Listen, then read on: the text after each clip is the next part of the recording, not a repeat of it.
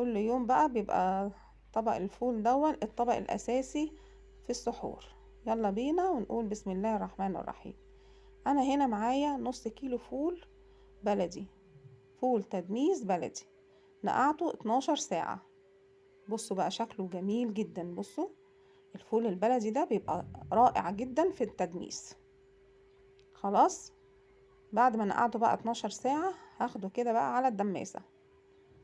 انا موطيه لكم الدماسة كده لان الدماسة بتاعتي عالية شوية يعني. هنحطه بقى كده في الدماسة، وهكون غالية مية في الكاتل، او لو مفيش كاتل بتحطي له المية بتاعته بتاخديه كده غلوة على النار،